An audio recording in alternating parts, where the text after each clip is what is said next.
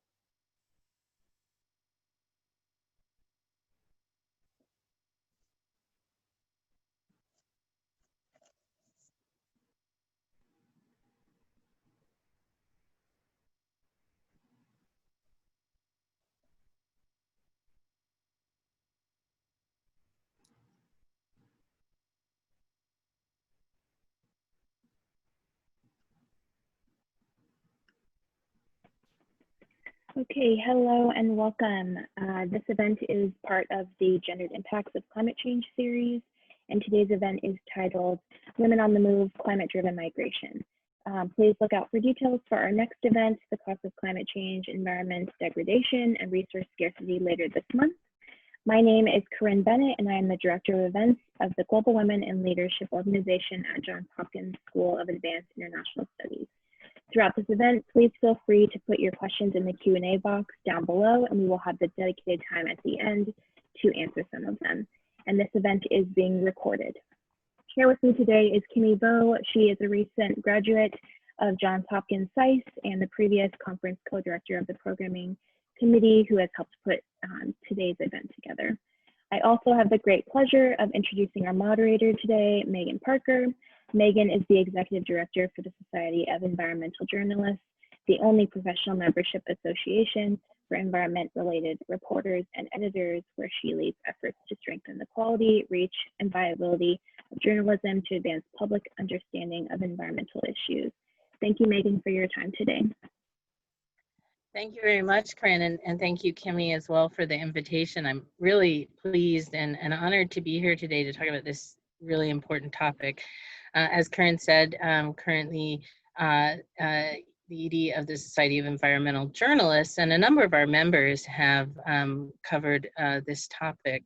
But it is quite challenging for journalists, given the many facets of the relationship between climate, migration, and gender, as well as the challenges of doing international reporting, where a lot of these the stories at these intersections are most prominent and pressing. I'm particularly interested in this topic because prior to coming to SCJ, I spent 15 years at the Wilson Center's Environmental Change and Security Program, where as the senior editor, I founded the New Security Beat, a blog that covers topics like this at the intersection of environment, security, and gender. And I'm going to share a few of our posts about the topic that I was involved in. And it's also where I met Kaylee Ober, who I had the pleasure of working with for 5 years while I was at the Wilson Center and ECSP. And she has since moved on to a number of important roles in the field. Currently, she's the Senior Advocate and Program Manager of the Climate Displacement Program at Refugees International. Prior to that, she was a policy specialist at the Asian Development Bank and a consultant at the World Bank, where she authored the report Groundswell, Preparing for Internal Climate Migration, which I highly recommend to all of you, and is one of the sort of landmark pieces in this field. So Kaylee is going to kick it off for us and talk about the connections between climate change and mobility. And we certainly aren't going to get through all of them in the very short time that she has, but certainly over the course of this event, we hope to dig deeper into all of the different connections as well as the gender aspects. So Kaylee? Thank you, Megan, for the very nice introduction. I'm very pleased to be on a panel with you and also all of these other experts who I've had the pleasure of working with or engaging with on this topic. So we've been given 6 minutes to talk about this issue, and I'll try to keep it short. My comparative advantage probably is in the research and understanding the literature. And so I'll just be giving you kind of a mini climate migration displacement 101 lecture with a little bit of flavor about gender. So I just have 3 points off the top that I want everyone to remember as I'm presenting. One is that climate change is happening now. It's not some future event. And we know it's already affecting migration and displacement outcomes all over the world. In fact, the Internal Displacement Monitoring Center just released their global report on internal displacement a couple of months ago, and it found that there are 24.9 million people newly displaced by disasters. Not all of these people are displaced due to climate-related disasters. You know, it includes things like earthquakes and landslides, but we know that at least 24 million of those displacements are due to weather-related disasters, such as hurricanes and cyclones, which we know are increasing in intensity and frequency due to climate change. 2, displacement as an outcome of climate change is not set in stone. In fact, any disaster researcher worth their salt would tell you that displacement is a function of hazard times exposure times vulnerability. So essentially, if a hazard is sudden rather than slow onset, such as a hurricane, it will tend to induce much more rapid displacement and perhaps more displacement because there's less time to prepare. If your house is on the coastline during this hurricane, then it would be more exposed to this potential damage. And if you're poor and maybe not able to construct a wind-resistant house or a hurricane-resistant house, then you're also more vulnerable to the hurricane's effects, and this might induce displacement in a different way. And then 3, the decision to migrate in the face of climate-related impacts is even more complex than that. In fact, the decision to migrate is based on many, many variables, and it's very contextual. Often it's based on the capabilities or assets of the household and their ability to use those assets to deal with or adapt to life changes, including those related to climate change. And climate is rarely ever the only factor that makes a household or an individual decide to move. But it likely can exacerbate existing conditions or vulnerabilities that may underpin more principal drivers. These drivers are often political, economic, or social in nature. And so what we get from that kind of outline is that, you know, it's complex. And this complexity makes it very hard to make bold statements about how climate change may or may not induce displacement or migration. There are a few things from the literature that we can say that are relatively non-controversial. One, we know that we can expect some form of climate-related migration in the future. In fact, we've had an amount of CO2 emissions that is baked into the atmosphere now that it makes it clear that climate change impacts are here to stay to a certain extent. In fact, the report that Megan mentioned I worked on called Groundswell predicted that there may be more than 140 million people in Latin America, Sub-Saharan Africa, and South Asia that would move within their countries due to climate change by 2050. Of course, that number is a projection and it's based on different scenarios, and it can be much lower if we cut emissions drastically and rapidly today. We also know that climate change will impact vulnerable communities, those that are least responsible for these sorts of emissions the most. And generally the poor will be the first to move because they will face debilitating shocks to their incomes. You know, for instance, many smallholder farmers that are dependent on rain-fed agriculture may not be able to eke out a living anymore in the face of impacts such as increasing desertification, shifting rainy seasons, or a higher number of extreme heat days, for instance. You know, they may turn to seasonal migration to weather this lean season. Migration can be a form of adaptation, and in some cases they may need to move more permanently to pursue different forms of livelihoods. We also know that not everyone will move.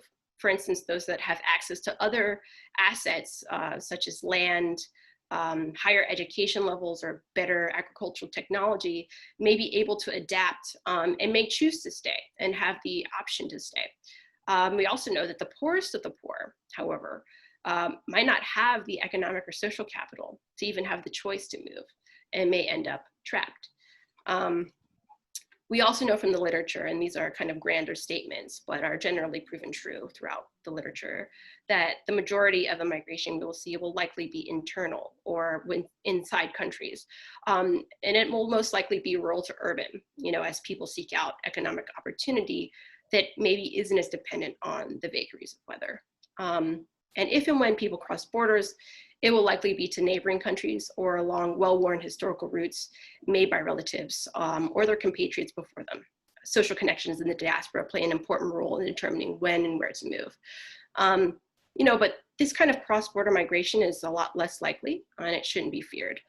There won't be hordes of people coming to the US and the EU borders, as some would have you believe. What does this have to do with women, you might say, because actually this is the point of the panel. And so I should just say really quickly that generally these patterns will hold for women as well. Although women face different vulnerabilities and will have different opportunities to move based on the region or country they live, their education, age, socioeconomic status. In short, gender plays a very important role in determining how, when, and where people may move. But it's also very contextual and based on intersecting identities. So we can explore one way in which gender may play a role in vulnerability and the decision to move. One is social norms, beliefs, and traditional practices related to gender for both men and women. For example, during the 1991 Bangladesh cyclone, women actually died at a rate of 9-to-1 compared to men. And why is that? Researchers found that social norms for women, such as restrictive clothing, limited education, and the expectation to stay in the house of their family or kin limited their ability to move away from the storm. At the same time, men in Bangladesh face different burdens based on gender norms. They're generally expected to migrate to find work after any sort of environmental shock because of their role as breadwinners of the household. This holds true for cyclones, but it also holds true for slow onset events. So researchers have found that higher rates of rainfall and temperature increases induces more migration of men in Bangladesh. Often it's because increased rainfall means increased demand for agricultural labor, and increased temperature may mean it's harder to make a living back home and you need to move to find other sorts of livelihoods. They found this holds true also in Pakistan. Heat stress induces more long-term migration of men, since men are responsible for farm work. Which is not tenable back home any longer.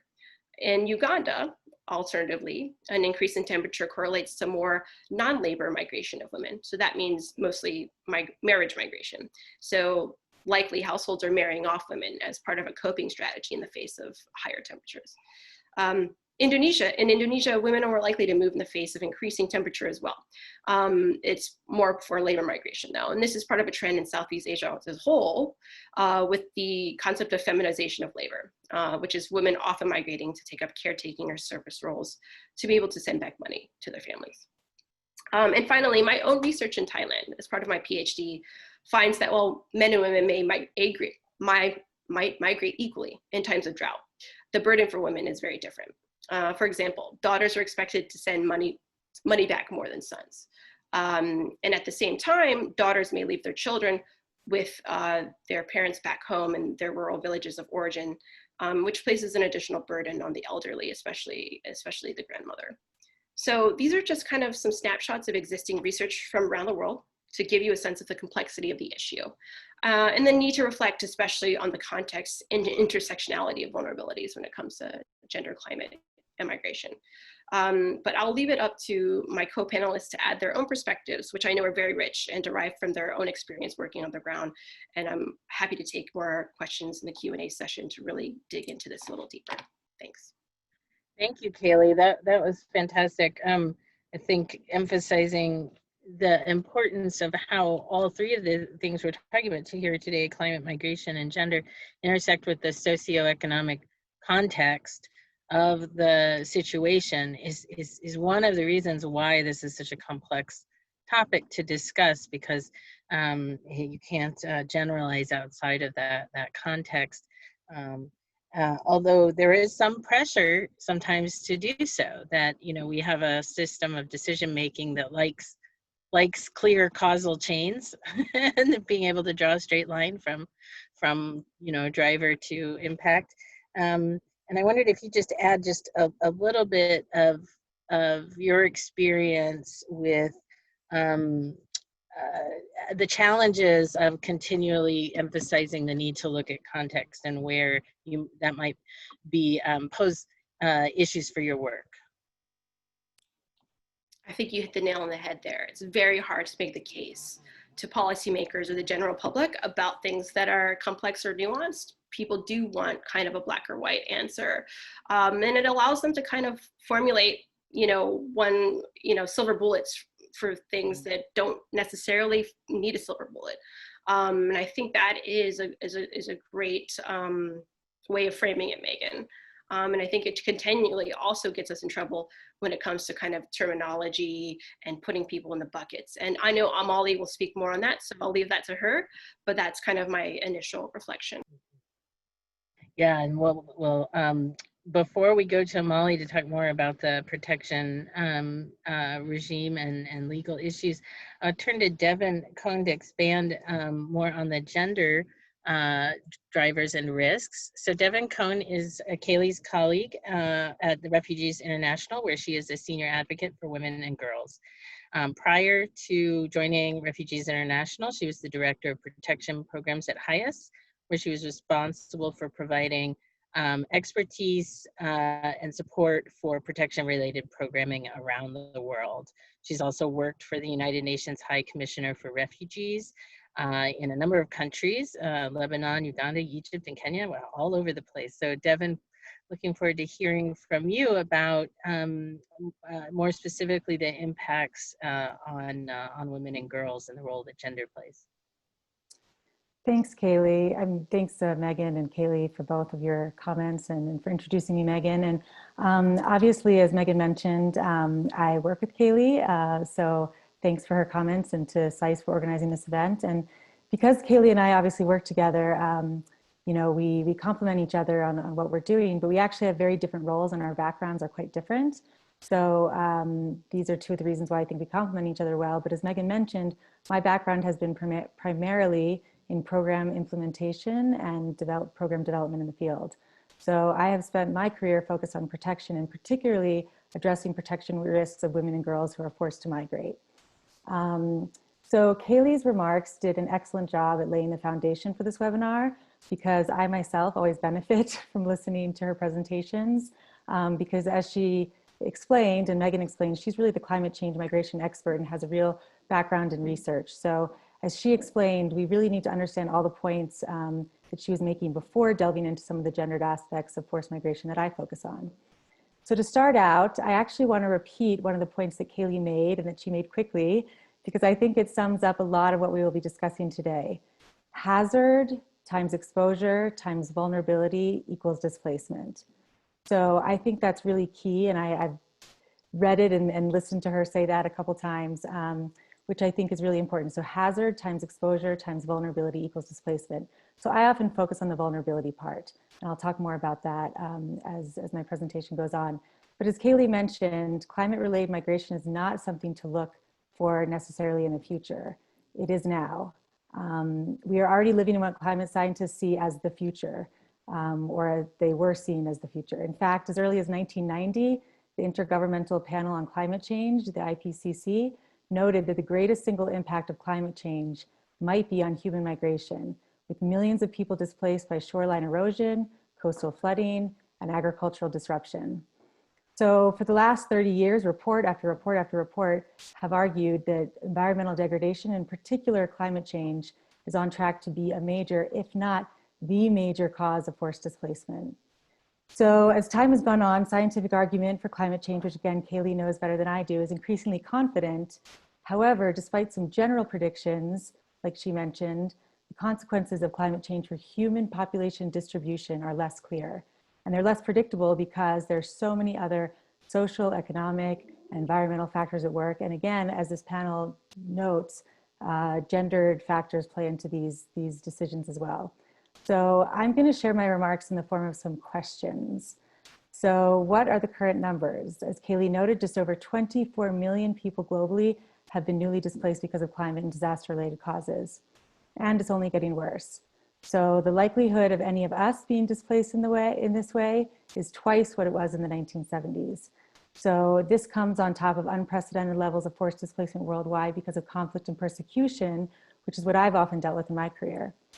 So the majority of forced displaced people I have met, and I can attest that most other people find this as well, want to return home and resume their lives. But what if there's no longer a home to go back to? What if your home is underwater? What if your home is not sustainable anymore? So about 80% of all refugees, people who have fled conflict or persecution in their countries, are living in nations neighboring their countries of origin. And yet, fewer than 1% of refugees are permanently resettled in foreign countries. So people need to be able to go home for whatever reason they flee. There are very few permanent solutions for refugees, let alone people who are currently displaced by climate and the huge numbers forecasted. So Amali is going to get a little bit more into that. But my second question is, once people move due to climate change, what are some of the protection risks that they face? So, and again, this is what I focus on, especially as it relates to gender. So all people who are forced to move, whether it be because of political persecution, conflict, or climate, face protection risks. One, because they're outside of their own communities. Sometimes they've ended up in countries that aren't their own. Often they have limited legal rights, and in many cases they are preyed upon by others, or they are scapegoated by the host communities. So Refugees International has a specific program on women and girls that I run, because women and girls in particular face unique protection risks. Structural inequalities such as women's restriction to certain opportunities, their lack of education, political power, lack of land, and in some cases even basic finances. These are inequalities that women and girls face to some extent everywhere in the world, but they are exacerbated by displacement. So climate change not only forces women and girls to move, but also puts them disproportionately at risk of exploitation, such as sexual abuse, trafficking, forced and early marriage, these various issues.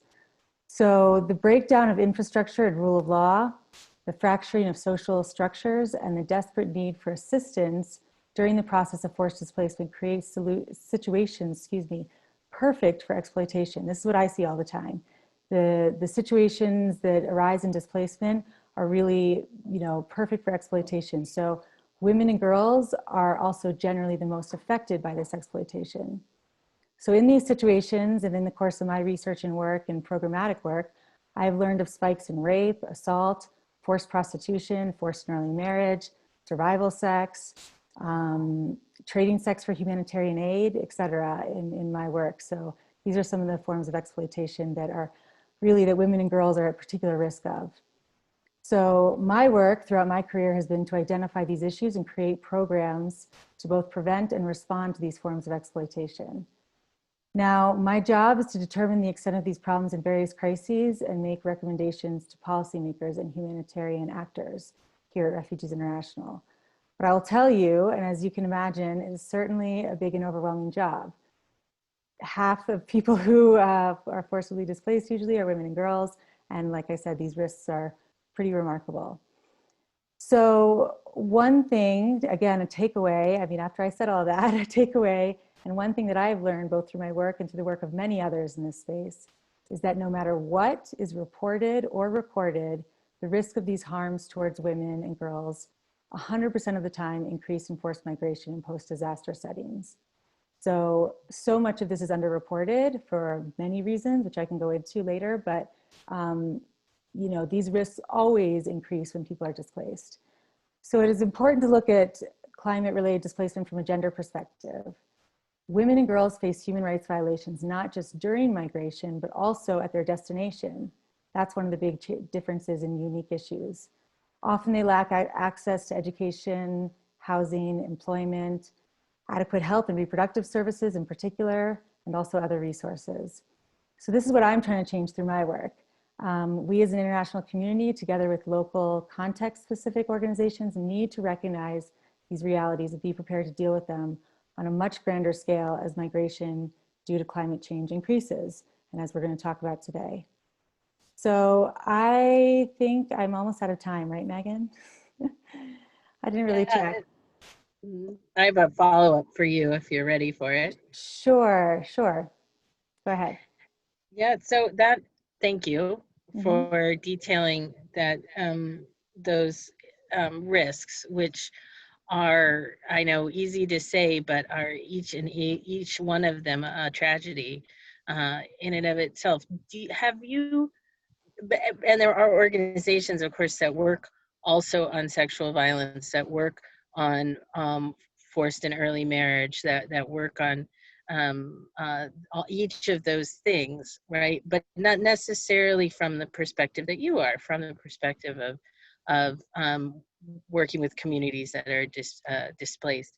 Do you what are some of the challenges, if you have faced challenges in trying to insert this gendered perspective into the field? Have you run into people who said, hey, no, that's those other people over there that do that work, it's not us? Or have you found it to be a strong recognition of the differential risks? I think in rhetoric, it's a strong recognition. I think in rhetoric, people and organizations and international institutions are really understanding that these risks are important, they're incredibly problematic, and they're really life-threatening at the end of the day. And so I think the rhetoric is there. I think that there is still a major challenge in getting support for programs that mitigate and respond to these risks. And I say that because even a report just came out last year that was really interesting and also alarming, and that is that of humanitarian funding for disasters, for displacement, for humanitarian crises, 0.12% of that funding goes towards programs that prevent and respond to and mitigate gender-based violence. So gender-based violence is a life-threatening issue, and I think that there's a lot of work that still needs to be done to convince everybody, including people in the humanitarian field, that yes, water, sanitation, food, those are all important and life-saving interventions, but so is gender-based violence prevention activities, because those risks just increase with displacement, as I said, and even in places where, generally speaking, people have reached safety, whether, again, it be from war and persecution or climate change related issues. Even when they go to a place that generally is safe, those risks towards women and girls continue and sometimes are even greater than what they fled from. So I think that that's really important, and it's a challenge, and it will continue to be, but that's why we have people talking about it and hopefully doing more about it. But I do think it's hard to raise this to the level of priority that it needs. Thank you. Thanks for sharing that. And now we're going to turn to Amali Tower, who is the founder and executive director of Climate Refugees. Over the past 15 years, she has worked to promote the protection of refugees and forcibly displaced persons in refugee resettlement protection, evaluation and research with the UN Refugee Agency in Kenya and in Jordan, and with other NGOs throughout the world. So she has a broad range of experience in the field and with protection. So I'd love to hear more about your work, Amali, and your perspective on this intersection. Thank you, Megan. Good afternoon, everyone. Thank you to everyone at SICE, and it's a real honor to join Refugees International and you, Megan, on this panel. So yeah, 6 minutes to talk about this topic in itself is quite an endeavor, and then to talk about protection is also very difficult. But so I'm just going to kind of speak broadly about things conceptually. Let me begin by saying that I think we should maybe lay the groundwork. A refugee is someone who is protected under the 1951 Refugee Convention. And that is someone who has a well-founded fear and who has left their country and then crossed a border into another country seeking protection for fleeing conflict or persecution on the basis of race, religion, nationality, political opinion, or membership in a particular social group. You'll note that in those 5 grounds, as we call them, there's nothing akin to anything that even would come even remotely close to the problem that we're gathered here to discuss today, and that being climate change. And yet, as both Kaylee and Devon have so well demonstrated, we have people moving today. Displacement and migration as a result of climate change impacts are already happening in some of the poorest and most vulnerable parts of the world. So this is not something that is a future risk, quite obviously. Drivers of migration, though, are usually intertwined. And this has always been the case in the context of refugee flows and internal displacement resulting from conflict and persecution. So when I've worked with refugees or internally displaced people who are fleeing conflict or persecution, that's always something that we've known. So nothing really has changed, even with the driver of climate change now as one that's really at the forefront of the conversation. But it's important to note, though, that for many who may still be facing climate as a strong driver, climate migration isn't necessarily a new migration category, separate from those displaced by other political or economic factors. In many places where this is already happening, the economy and political systems are deeply embedded in the environment. And that would mean then that there are immediate and long-lasting consequences. Sub-Saharan Africa, parts of Central America, the Lake Chad Basin, where when I founded Climate Refugees, did my first field report, come to mind as very much, presenting this exact scenario. So people displaced by climate change, then you can say, are also displaced by economic and political factors. Furthermore, modeling projections that Kaylee was talking about and migration patterns suggest that much of the migration and displacement might be internal. But we really don't know how many people will be displaced. And we are talking about, we also don't know, how many people will be displaced and what types of displacement either. I mean, all this is largely at this point, based on hypothetical modeling and projections and discussions. It's all just part of the conversation, but it's yet to be sort of played out, even though it is happening in some form. The projections do anticipate very large numbers in the multi-millions, as Kaylee mentioned, and we do know from displacement crises born of conflict and persecution, which, mind you, are at the highest numbers we've seen since World War II, where protection needs go unmet, people are displaced multiple times. And this can be within borders and sometimes across borders. And what I mean by that is, if someone is fleeing conflict or persecution, it's not unusual for someone to be displaced, whether that be internally within their own country, or to actually, cross a border and seek protection in a neighboring country. It's not unusual for people to be displaced multiple times in a conflict or persecution setting. And that the issue there is when protection needs go unmet. So I want you to sort of think and pause about the fact that if we are talking about a scenario in which multi-millions of people could be displaced, and we're talking about a scenario in which the environment is not a standalone factor. The environment is very much embedded with political and economic factors in much of the world. Then there is a likelihood for things to reach a crisis point, for things to impact multi-sectors, for things to for a climate change scenario to exacerbate into a crisis, into a conflict, to present security scenarios. It's not just purely an environmental issue for millions and millions of people. And that is the inherent protection risk that we need to really look at this as. This isn't just purely going to be, rising seas and therefore we can have the relocation of people. We do have to think about, okay, even where we do have planned relocation of people, do the entire suite of human rights go with them? You know, there are a lot of different protection components here that we haven't even begun to really flesh out. So a lot of those factors need to be part of this conversation that we have going forward, both with policymakers, but also in the public.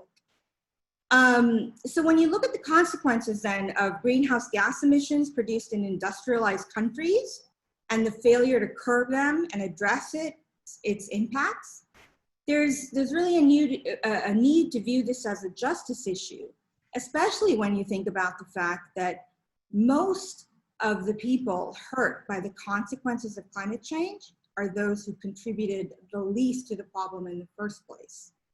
So one could even say that, you know, climate change impacts can, you could say, you know, this might be a controversial thing to say, but might have the capacity to persecute some more than others. Some, and those some being ones who had very little to do with creating the problem in the first place. Now, the likelihood for climate change to be destabilizing, as is already the case in many conflict and fragile affected states, increases protection needs. Put it to you this way, of 10 fragile conflict affected states where the UN has a peacekeeping mission or a peace building body, 7 of them are deeply dealing with the impacts of climate change that are exacerbating those present peacekeeping and peace building missions that the UN Security Council has mandated. So that should tell you something about the ability for this external, you know, external issue, shall we say, to really push back efforts and progress that has been made on the peacekeeping front, on the conflict resolution front.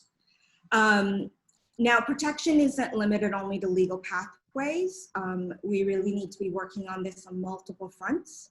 So what I mean by that is we have to be talking about effective adaptation that respects human rights, which includes safe pathways to migrate, holistic policymaking that also talks about then institution building, because as I mentioned, it can't just be purely seen as an environmental issue. You have to talk about strengthening governance. You have to talk about strengthening institutions.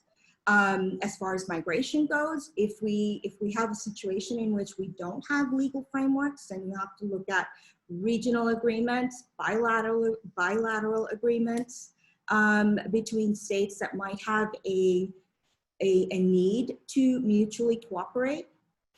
We have legal instruments which have broader refugee definitions, which are usually not part of the conversation. We tend to just look at the definition in the 1951 Refugee Convention only, but we do have the 1969 OAU Convention, we have the 1984 Cartagena Declaration. In Latin America, we have the Banjul Charter, which applies to a very broad range of human rights that apply to all people on the continent of Africa who may be displaced internally. You know, we have a lot of things we can do within the suite of human rights law. And then of course we have recent developments on new frameworks on cross-border climate migration with the Global Compact for Migration, all of these things I've mentioned and more can all be very instructive. A note on gender, I don't want to say too much because Devon and Kaylee have already, but absolutely more than half of the global population of internally displaced people are women and girls. Certainly women and girls are vulnerable to displacement and certainly I've seen this in my own experience as well, and the data tells us so. They're also vulnerable in displacement because they continue to be the largest group denied equal access to rights and opportunities. But I do want to say that gender is a group far broader than women and girls. And we really need to do better to understand and respond to the needs of all groups under the definition of gender. in one of my stints with UNHCR, I was responsible for resettling LGBTI refugees from Uganda. And, you know, certainly I've had a lot of experience with other groups that have just as many unique needs that we might tend to overlook because of the fact that we're always responding to crises, you know. And so I think we need to, it bears noting that since cultural norms do grant more rights and mobility to men, anyone non-binary or anyone whose society identifies as gender non-conforming then could be subject to the same oppression or limitations and vulnerability faced by women. Thank you for raising that question, because that is one that was on my list as a follow-up to you, and I think that's something we should keep in mind going throughout the conversation, is that there, you know, gender is I don't, not necessarily more than women and girls, but more multifaceted ways, and that there's a lot less information and research out there on that, and work being done, and perhaps I have seen some really great reporting actually about differential vulnerability of LGBTQ communities in post-disaster settings. So it's something where maybe there's some good journalism to be done as well. Thank you all for that great, and thank you especially Amali for the tour of the legal frameworks and the gaps within them, as well as for citing the justice, the need for taking a justice approach. I think that's also something we can look at more, and it provides a nice bridge as well between climate justice, gender justice, and justice for displaced people as well. So I want to remind all the listeners, attendees, that they can ask questions and put them into the Q&A. We'll get to questions in a couple of minutes after we do a few open questions to everyone, and then I'll definitely want to look to what those of you watching are interested in learning from this incredible group of experts. Since we're all sitting here on Zoom in our pandemic Zoom rooms, I wanted to not neglect the topic of COVID and how it might be interacting with the situation facing women and girls and others who have been displaced. Certainly it will be, of course, contextual, but I'd be really interested to hear from all of you how it's affected your work with those folks, and how it's affecting future efforts to protect vulnerable folks. And anyone can go first. Molly? Yeah, sure. I think COVID is a really good example of the rights violated during a crisis.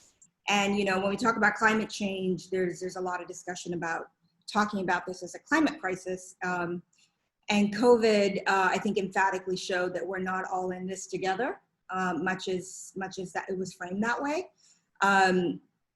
And across the board, you saw that refugees, and I'm talking about people who, you know, are established refugees under the legal definition, you know, were held to far tighter restrictions, and were also provided far fewer protections all around the world.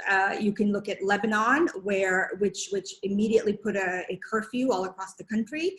But yet refugees, and Lebanon houses refugees from Palestine, but also Syrians, Iraqis also. But refugees in Lebanon were held to a tighter curfew than even local residents, which meant that affected their access to health.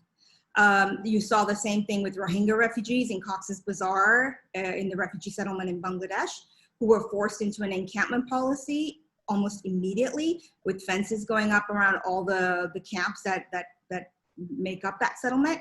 And they were denied their rights to communication with cell phones, completely shut down, which meant then that they couldn't, aid workers, humanitarian community was not able to feed the social distancing, the PPE, and all those health communications that needed to be fed to the community.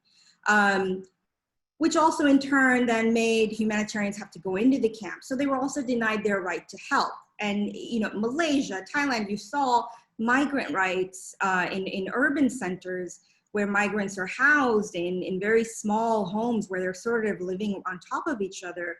There were mass deportations that went on. There was very little protection afforded, even though the governments would go in and actually provide PPE in residence throughout cities. It wasn't necessarily the case for asylum seekers, migrants, refugees.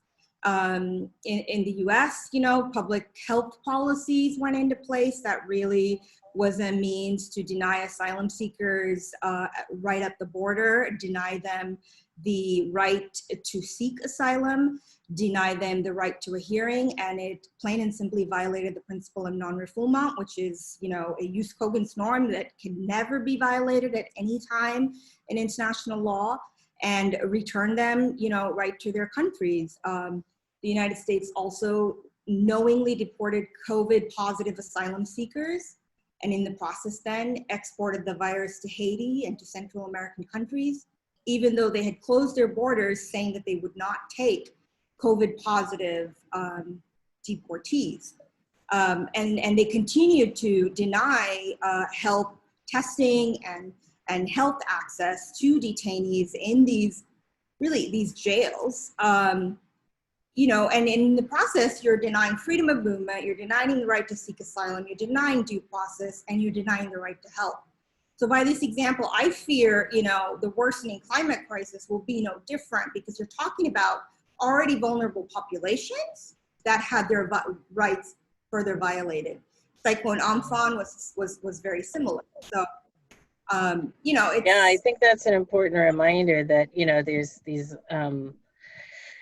that this is perhaps a test run in some ways for the way that vulnerable people are treated during a crisis at a global scale, and that we predict will accelerate with climate change. And so far results haven't necessarily been good. Kaylee or Devon? Yes, Devon, you'd like to add? Yeah, I think I'll you're be quick. muted. Yeah, okay. Sure. I would just say that related to the gender piece, I think that, Amali explained very well what COVID is doing to displaced populations and kind of the restrictions that are adding to their vulnerabilities. And I think for women and girls in particular, I just wrote 2 reports about this because, everything is COVID now, right? And related to that, the first report was really about how COVID is affecting women and girls that are displaced overall. So, there's a lot of research about how gender-based violence, and especially intimate partner violence, is, soaring worldwide because of lockdowns and because people are quarantined with their abusers and because there's limited access to resources and help and services. But, we're also seeing that within displaced communities. Basically, the issues that were already there for women and girls, and again, gender is much bigger than that, so, and much broader than that. So there's a lot of different kinds of communities and men and boys and different, family dynamics that are changing as a result of displacement and then as a result of COVID. And so, those all need to be taken into account. But for women and girls specifically, there's a limited access to information. Often they're not the ones accessing the information that is already limited in terms of health-seeking practices and behaviors and all of that.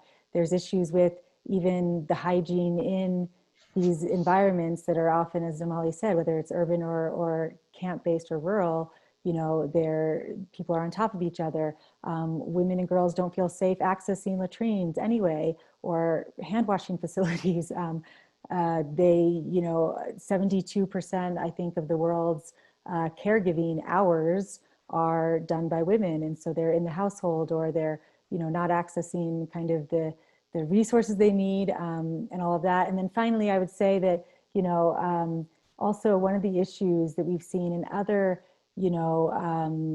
public health crises like Ebola, like Zika, like these different things, especially with Ebola. One of the things that we learned, because they're very, it's very different than COVID, but some of the trends, we don't know much about how COVID is affecting things necessarily. And we're just learning a lot of, things about COVID-19 itself, but also some of the ways in which the measures to mitigate and respond to COVID-19 are actually having harmful effects on various populations. And one of the things we've learned from other public health crises is that often the healthcare resources are diverted towards the crisis, which makes sense.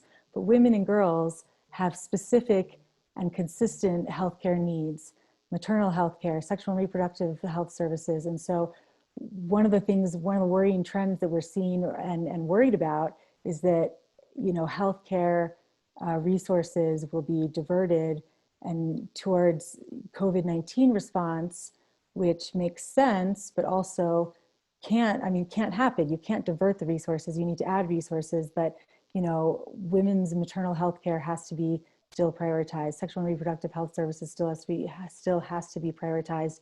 And back to the Ebola example, in Sierra Leone, for example, they found that more women died of lack of maternal health care that would have been there had those facilities not turned into Ebola treatment centers or things like that than Ebola. So I think that we have to, this is a constant conversation about kind of priorities and how to prioritize both funding and resources and make policy decisions based on COVID-19 and its risks. But I think particularly for displaced women and girls, all of the risks that they already had, that I already kind of outlined, are exacerbated by COVID-19 measures. And particularly border restrictions has led to an increase in risk of trafficking, and quarantining has led to an increase in gender-based violence, especially intimate partner violence. Finally, I would say forced and early marriage. We don't quite know, I would say, what the data is exactly yet.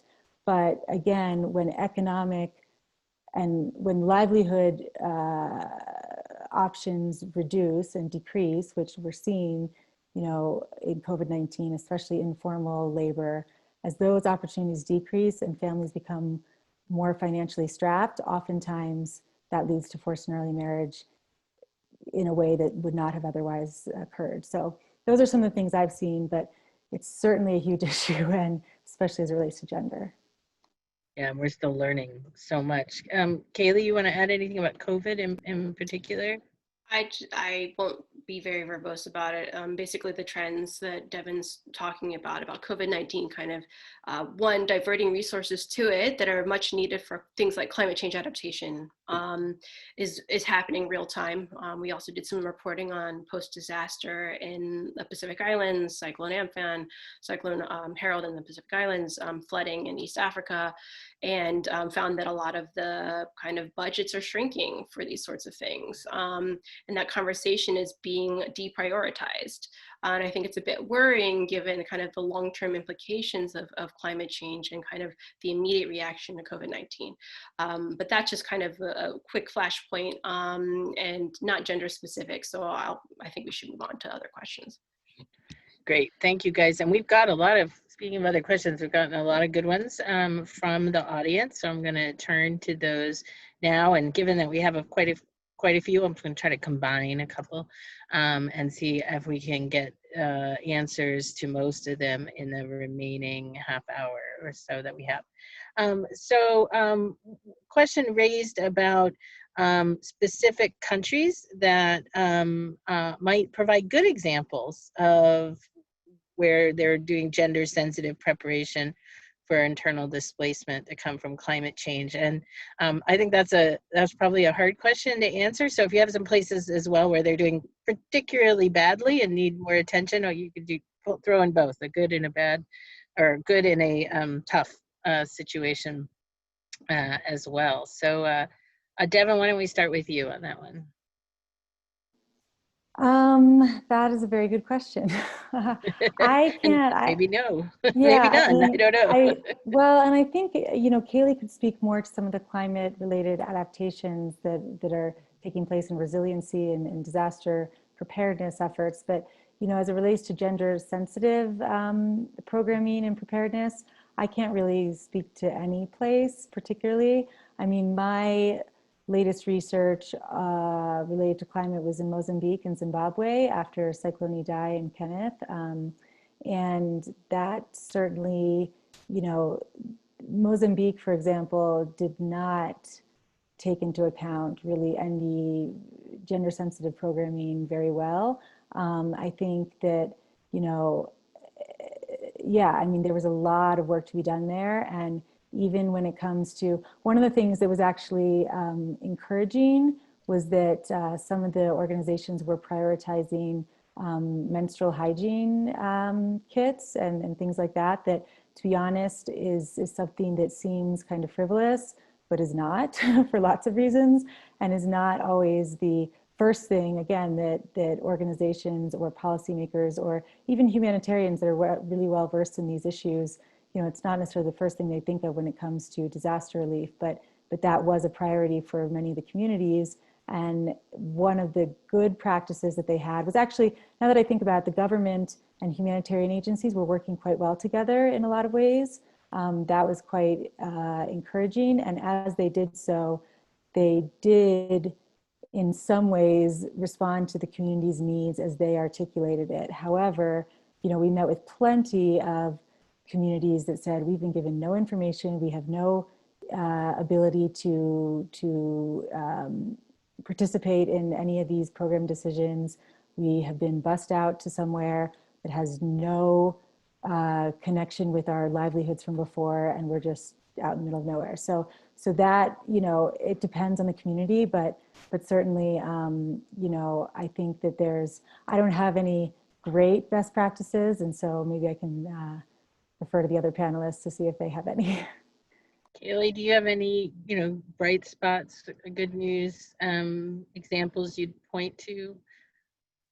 I think it's particularly hard to talk about gender, climate, and displacement programming that exists even. And so I can speak from the point of view specifically about climate and displacement issues. I think there's definitely countries that are on the forefront of being realistic about it and planning for it. And of course, those are the countries that are most facing the existential threats of it. So the Pacific Islands like Vanuatu and Fiji are some of the first in the world to have kind of planned relocation strategies in the face of climate change displacement.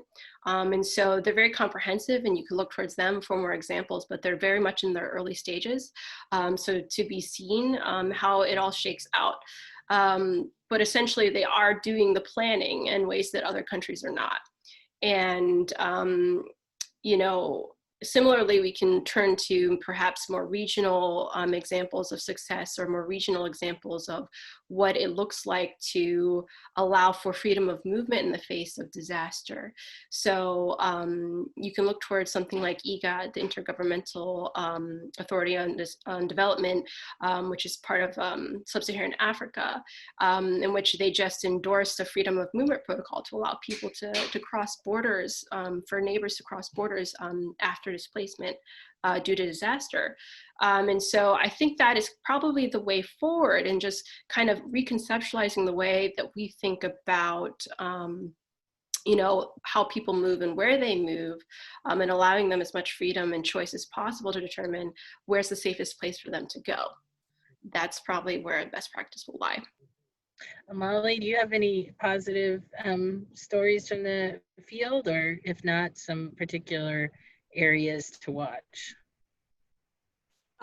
Yeah, unfortunately, I have to echo what Kaylee and Devon are saying. You know, when you're talking about broad issues like this that need to come to the forefront as being problems or challenges that need to even be discussed, you know, it's really difficult to then get people, the public or policymakers, to focus on the niche areas. But I will point to IUCN, which I think is at the International Union for the Conservation of Nature. Yeah. I don't want to, you know, destroy that acronym. They had a really great report, which looked at the linkages of environment and gender-based violence. And I believe it was something like 2,000 different, you know, both data, both qualitative and quantitative data sources. And essentially what it comes down to is that women are wholly far more dependent on natural resources for livelihood. And because of less access to natural resources, because men have more mobility and men control the levers of power, shall we say, in society, women then have less opportunities and less rights. And so this is broken down, you know, in terms of like land tenure rights, logging, actual, you know, land ownership. So even outside of the context of a disaster or, you know, slow onset environmental degradation that would force someone to move, women are already environmentally in a vulnerable position because of a human rights scenario, you know, and that's why I keep sort of like coming back to, we have to look at existing vulnerabilities that are compounded by emerging threats. And that's really the lens through which we need to really have these conversations. So I would just point towards that resource as I think really helpful in framing that conversation. Yeah, that was a great report. The author presented it at a SCJ conference a year or two ago, and it was really compelling. And it leads into the next question, which we touched on in different ways, which is, you know, what is the impact of the gender label on the prioritization and receptiveness of the policy audiences to this particular nexus of things? You know, is it does it help or does it hurt? You know, does it get, you know, shuttled off there as, well, that's just women's stuff, and so we'll let, you know, the women over there deal with it, and we'll stick with the man climate stuff, or is there a way that it's bringing more people into the fold? And I've seen both, and I'd be really interested to hear what you guys who are on the front lines are seeing about that question. What, Devon? I was going to say the same thing. I think it could be both, and it is both. But I also think that, you know, number one, we've already highlighted that gender is more than just women and girls, first of all. I think one of the reasons why women and girls are prioritized is because, as someone in another conference I just heard recently put it, you know, women and girls are the largest vulnerable category. And I like to, again, highlight capabilities and resilience, which are also aspects of you know, that population. But I think that, you know, there's other populations and that certainly are vulnerable, but you know, as it comes to vulnerabilities to risks, because of the inherent inequities and social norms and all the other things we've talked about, you know, they are the largest category that is most at risk. However, I do think that, you know, while it's important to highlight gender as an issue, which we're doing in this panel and is really important to do, I think that, and you know, this is slightly provocative, but I think that even as this panel suggests, you know, what I've seen in working in this field is that it's a lot of women speaking to women, and women that are on board with these issues, that know about these issues, that care about these issues, talking to other women, and even within our own organizations sometimes working to elevate these issues. Not as much in my organization that has a program for this, so I think that's important, number one, but in a lot of organizations and just generally and just in our communities, I mean, there's still a lot of work to do to understand that women and girls have different needs and priorities and risks and all of that stuff. So I think that it's both, like you said. I think that it's important to kind of broaden the tent, and by highlighting these issues, it is doing so. But I think that tent is still pretty female specific and female heavy, which needs to change for, unfortunately, you know, unfortunately it needs to change for major actions to take place often. But on the other hand, I think women and girls and female-led organizations, especially local organizations, are doing remarkable work. So I think those things can be elevated, but I do think that it's important to note that it's still a lot of work ahead. Kaylee or Amali? If I could just tell you just a really quick story, touching on what Devon said, which is a really important point. You know, I'm not a gender expert. It's not even an area that I've really focused on. But when I was in the Lake Chad Basin, where I went to try and understand how much climate change, you know, whether that was a factor in why people had, why we had this huge displacement crisis. Yes, there's a conflict in Lake Chad, in the Lake Chad Basin, which is a lake that has shrunk, and there's a conflict between Boko Haram and Nigeria, which has spilled over into Niger, Chad, and Cameroon as well. And, you know, over 3 million people are displaced now.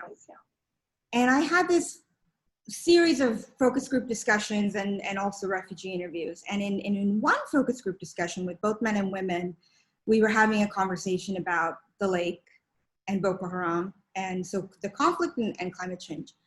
And while having that conversation, a woman leaned in and said, just totally out of left field, could you go home and make sure that that they send us condiments with our food aid?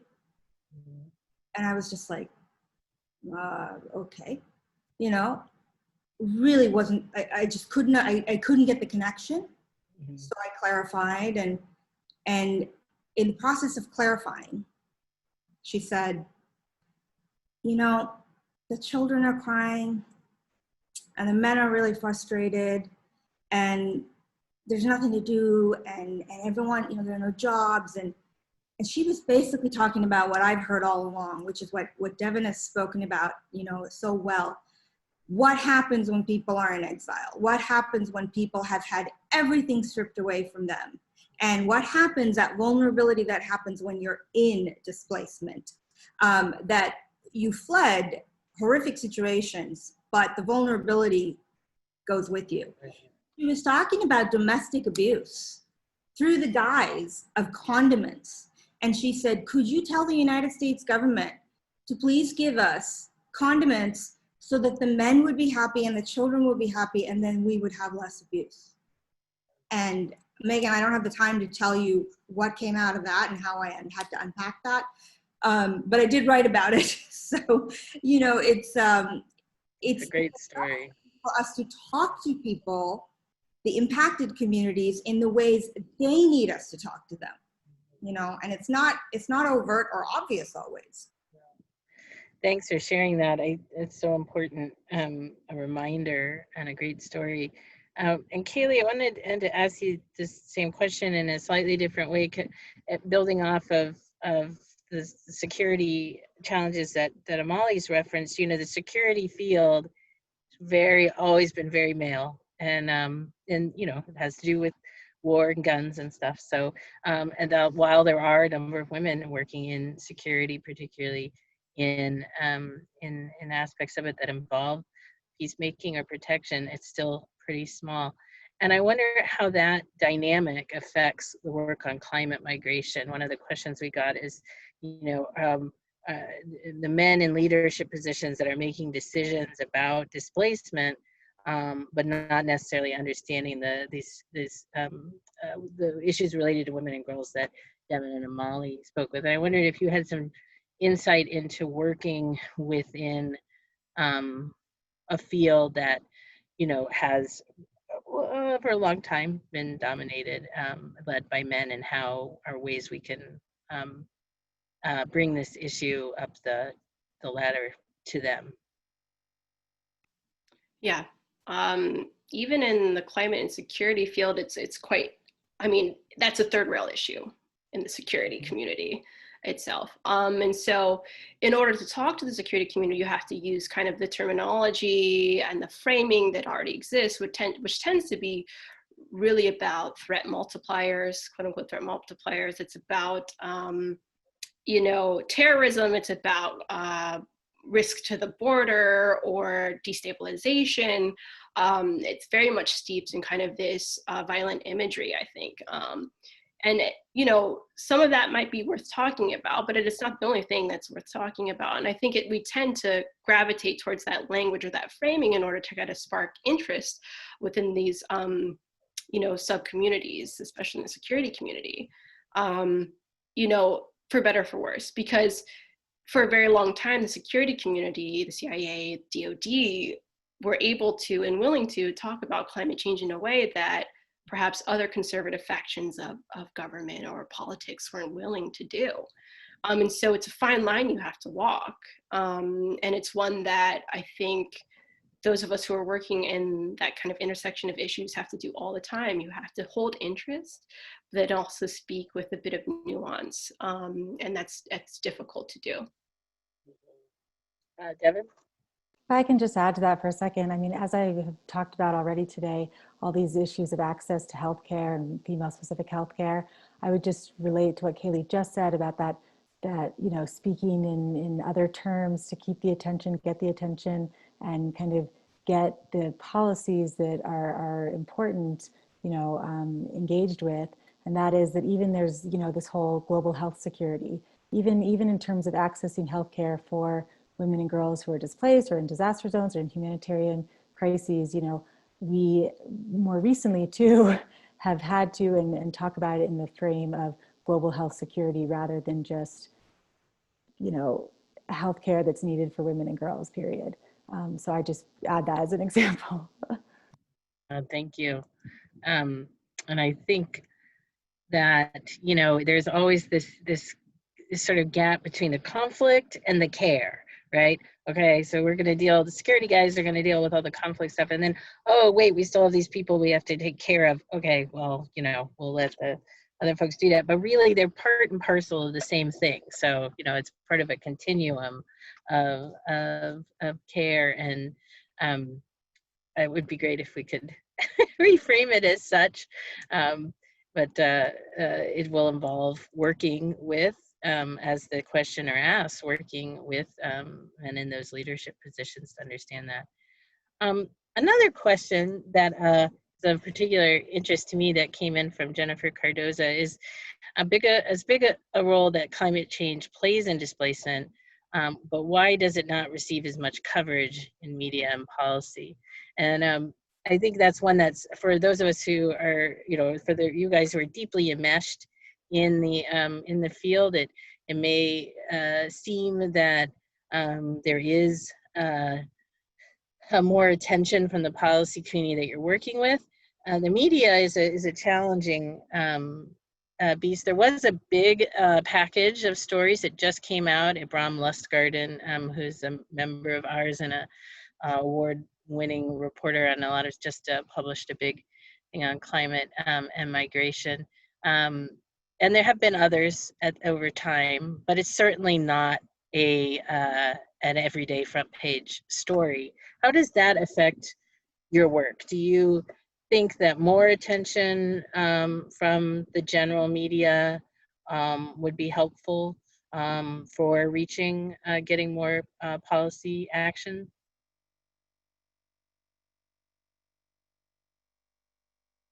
I have a lot of opinions about that, Meaghan. Fair.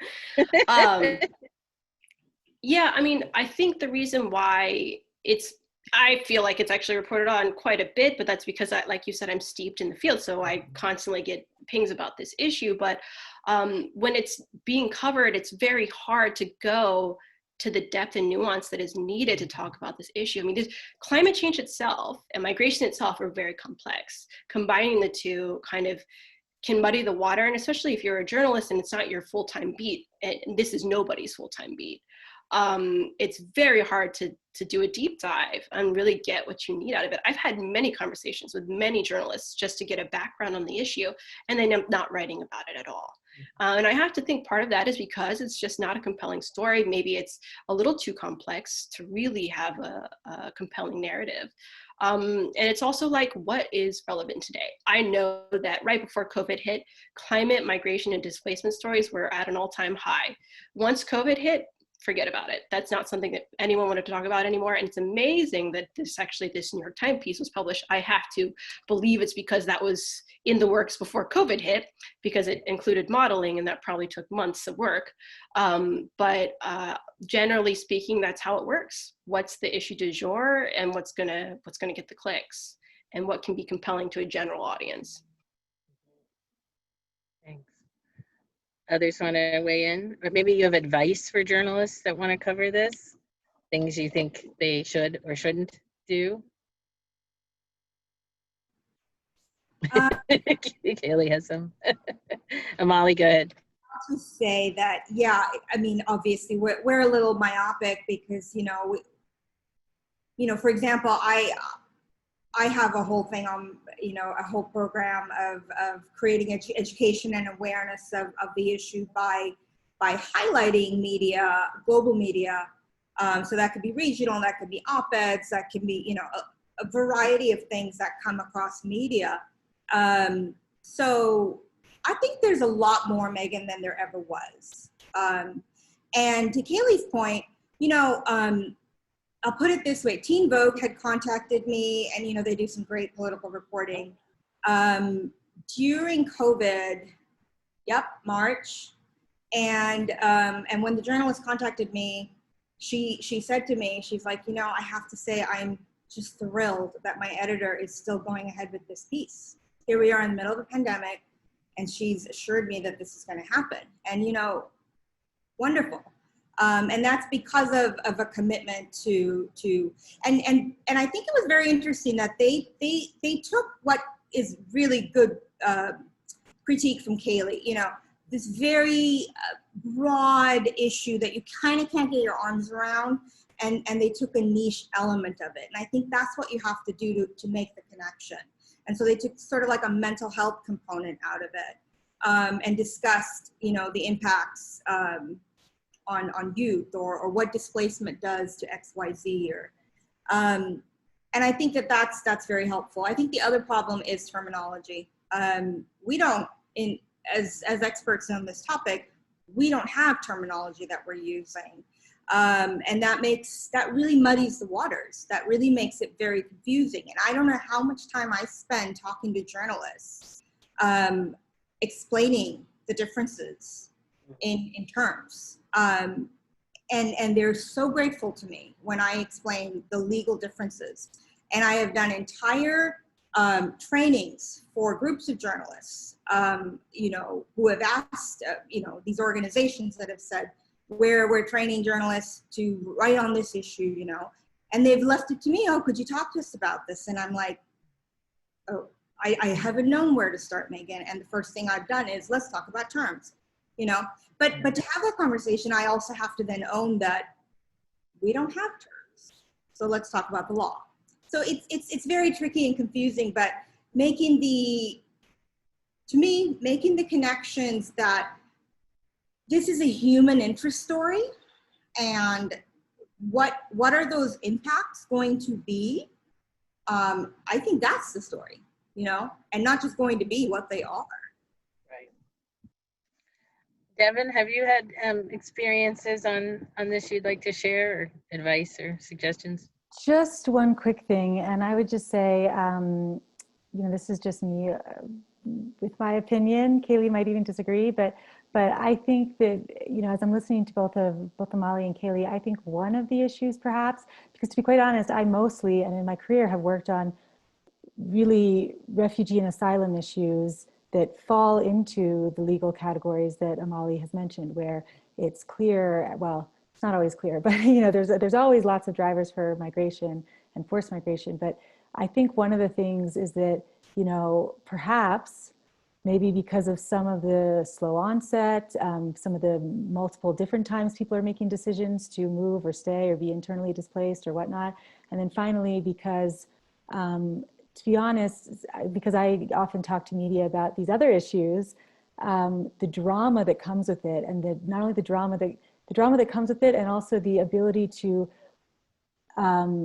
point to a perpetrator, to point to a persecutor, to point to a war, to point to a bomb, to point to these things I think that, to be honest, I think that it can just be more dramatic and perhaps more, you know, ability to, you know, more of an ability to catch headlines or something. I don't really know, to be quite honest, but that's what my thoughts are in terms of working on this issue more recently and having worked on these other issues in the past. But I do think that, as Kaylee and Amali both mentioned, but certainly Kaylee originally mentioned, you know, the complexity is there, and sometimes in short and shorter pieces with people's short attention spans, you know, getting into the nuance is less likely and less easy to get attention on, perhaps. Yes, I think, you know, these reflect longstanding challenges of journalism writ large, which is that, you know, the people who get to write the big stories, like the one that was in the New York Times, you know, those are few and far between. Most journalists are doing quick turnaround stories, and, you know, and editors play a huge role in the decision making, and the news cycle itself determines that. But like you, like Kaylee said, I have been heartened by more and more coverage. I think people are figuring out it's such an important story, such a compelling story. It does have the aspects you talked about, Devon. And I would just say, oh, sorry, go ahead. Go ahead. No, I would just say that I hope that also, as we've talked about today, that journalists and others start to understand the relationships between climate and resources and conflict and all of that. So that's all I would say. Yeah, thank you. And thanks you all for sharing your input today on this. So we have about a little less than 10 minutes left, and we have a couple of questions that all center around different ways to address this issue, sort of, you know, different steps that could be taken, different solutions. A question that's specifically about, you know, what are the solutions, which I told you all I was going to ask a similar question about what your recommendations are for next steps. Now we have two questions that pulled out specific things, if you want to touch on those, about resettlement and complementary pathways. That's one, different kinds of legal pathways. And then another question related to how Social Security and insurance could be incorporated into mitigation measures to help them become a part of the informal sector, or even more formally. So those are some specific things you can incorporate into your sort of answer about what are the solutions or the next steps. And one other one, sort of in terms of school districts too, very specifically about reintegrating people into where they've been resettled. So I will leave it up to you all to decide how you want to address the solutions and those particular questions. And let's start with Kaylee. I mean, there's a lot to unpack here. I think from a policy perspective, Amali alluded to this and I kind of touched on it. There's a lot of existing kind of soft law, human rights law, and other mechanisms that could be put to good use in these situations of either internal displacement or cross-border displacement due to disaster or climate-related disaster. Like I said, I believe the future is probably more on a regional basis. And there's a lot more room for maneuver in certain regional settings than in the global setting, that's for sure. We can see that in today's political economy, right? And an entity that's doing a lot of good work around this right now is the Platform on Disaster Displacement. Essentially, they're a follow-up to the Nansen Initiative, which was a non-governmental process that consulted with different governments to put together kind of a protection agenda and a way forward for those displaced by disaster. And they're currently in implementation stages, and they're really behind some of this great work we see on the ground, especially at the regional level.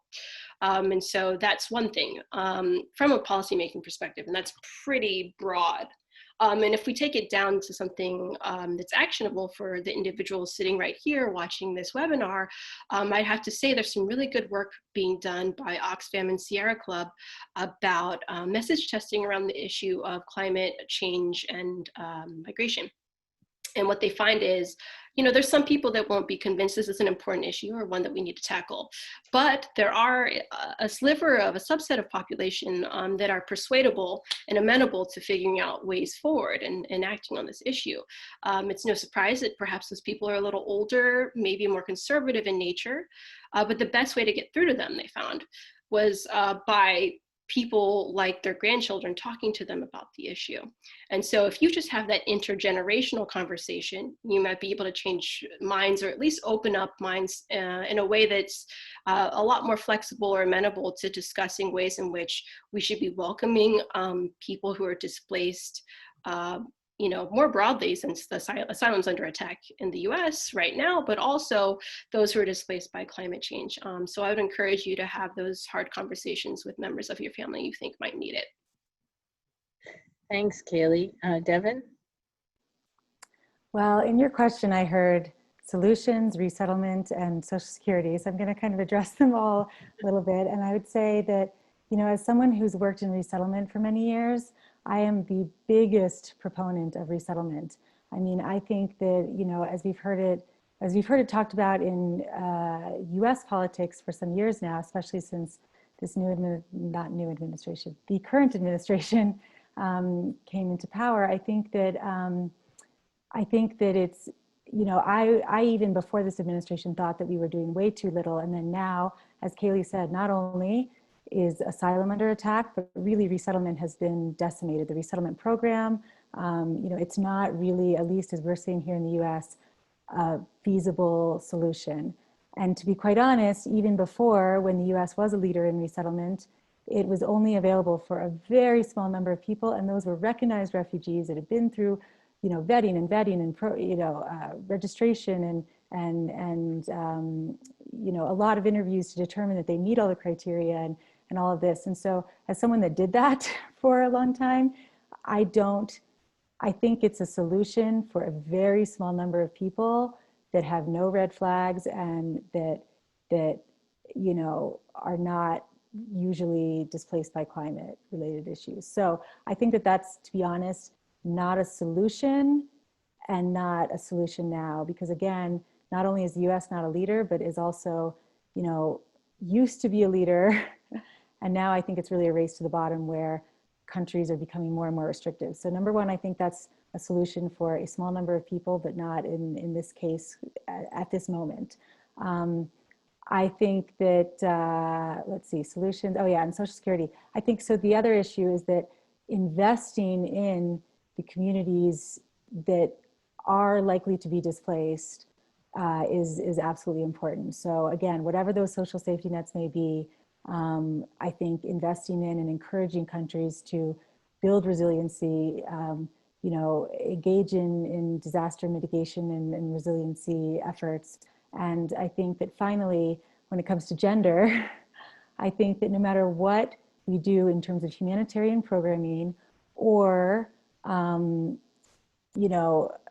humanitarian funding or any of the programming that we engage in when it comes to these issues, there needs to be gender analyses done, which are not always done. So that being, that's kind of self-explanatory what that means, and that is it's a tool for analyzing what the gender differences are as it relates to policy implications, what different gender needs are, and what the capabilities and strengths and resiliency that already exists, tapping into that resiliency that already exists. But that has to be done when any funding is allocated, when any programming is developed, and then I think that will help mitigate a lot of the risks that we see increasing for certainly women and girls, but also other broader concepts of gender. Thank you. And Amali, before I turn to you to close it out, I just want to remind everyone to sign up for the next webinar, the third and final one in this series, which will be on the costs of climate change. You'll receive an email with details since you registered for this one. Amali, please tell us what you think should be the next steps we should all take. I think we haven't talked about adaptation. And what a lot of experts I speak to in developing countries tell me is that a lot of the countries that are bearing the brunt of climate change or let's just say environmental changes, are really, the climate finance is really going towards asking them to focus on climate mitigation. And these are countries that had very little to do with, as I've said, contributing to the problem. And adaptation is by far the costliest burden with respect to responding to the problem. And that's really where the finance needs to go. And adaptation involves a whole suite of things. This is not my area of expertise, but we're talking about innovation. And so if you're talking about subsistence farmers, which for much of the world that is already impacted, we're talking about millions and millions of people who are still subsistence farmers, right? So we have to then talk about agricultural innovations that can withstand extreme temperatures, changing rainfall variations, you know, and patterns. To do that costs a lot of money. So they're bearing the brunt of climate change, and they're also bearing the cost of that adaptation. That's not something that is realistically can happen. And so the international community needs to sort of step up and realize that, and I suppose it begins with having the conversation and hearing what many experts have already said to me, which is that's what we need. We need finance that is geared towards adaptation. That also involves, Meaghan, infrastructural costs and changes and developments. You know, if bridges and roads are at peril of being, you know, causing a disaster to be that much worse because of the vulnerability and the hazard risks, then that's something that needs to be looked at, right? That's a form of adaptation. So these are things that I think go towards the resiliency of communities that are already vulnerable. These are things we know, and these are things that we're not doing effectively enough. As far as resettlement goes, it's already, like, it's just not even, so it's not a durable solution we're using effectively enough for people that do qualify, which are just refugees. But I will just say that at least in this very hostile climate towards refugees, there is a bill, you know, that's been introduced here in the United States by Senator Ed Markey that really talks about expanding the definition of who we call a displaced person, and then also the U.S. Refugee Admissions Program, a program I've worked in for years upon years. And that is bold. When I say bold, that we need a new word to describe how unbelievably out of the box thinking that is. So it's, that's the kind of thinking it's gonna take, you know. I'll just leave it. Thank you very much. That's great to end on that note of hope. We can dream that this out of the box bill will make it and be carried forward in some way. Thank you guys very much. This has been tremendously engaging and insightful for me, and I'm sure for our panel, for our attendees as well. And I'm thank you very much to SAIS, to Kimmy, and to Korean and their colleagues for making it possible, and look forward to the next session on the costs of climate change. Thank you all, and great. I look forward to seeing you again soon. Kimmy, do you want to wait? Oh, can't hear you, Kimmy, for some reason. Thank you, everyone, for joining. We look forward to having you for our next session. And thank you to all the panelists and our moderator. You were so engaging, and we really enjoyed having you. Thank you so much. Thanks, everyone. Thank you. Bye. Bye. Thanks, everyone. Bye.